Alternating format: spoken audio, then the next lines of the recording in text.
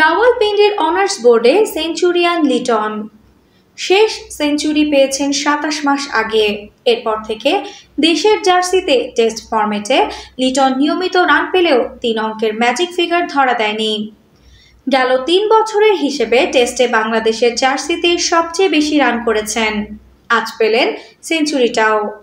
দলের ভয়াবহ বিপর্যয়ের মুখে নেমেছিল ব্যাট করতে, সেখান থেকে খেলে ফেললেন ১৩৮ রানের ঝকঝকে এক ইনিংস। ২৬ রানে ৫ উইকেট চলে যাওয়ার পরে ক্রিজে আসেন লিটন। এরপর খেলেছেন ম্যারাথন এক ইনিংস। আর সেই সুবাদে রাওয়ালপিন্ডি ক্রিকেট স্টেডিয়ামের অনার্স বোর্ডে উঠল আরেক বাংলাদেশির নাম। গতকাল ৫ উইকেট নিয়ে বোলারদের তালিকায় উঠেছিল মেহেদী হাসান মিরাজের নাম। আজ রোববার সেঞ্চুরি করে ব্যাটারদের অনার্স বোর্ডে নাম তুলেছেন লিটন দাস।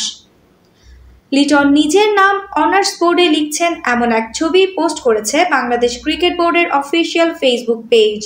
ক্যাপশনে লেখা, রাওয়ালপিন্ডি অনার্স বোর্ড লিটন দাসকে তার অসাধারণ সেঞ্চুরির জন্য স্বাগত জানাচ্ছে।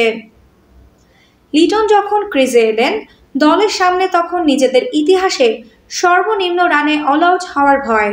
সেখান থেকে লিটন খেললেন দারুণ এক ইনিংস। প্রথমে মিরাজকে নিয়ে দলের ওপর থাকা চাপ দূর করেছেন, পার করেছেন ফলো অন। এরপর দলের স্কোরকে দিয়েছেন সম্মানজনক অবস্থান। লিটনকে যোগ্য সঙ্গ দিয়েছেন মেহেদী মিরাজ।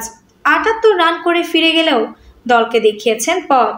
লিটন মাঝে ক্র্যাম্পে পড়লেও ঠিকই উঠে দাঁড়িয়ে খেলেছেন, পেয়েছেন সেঞ্চুরিও।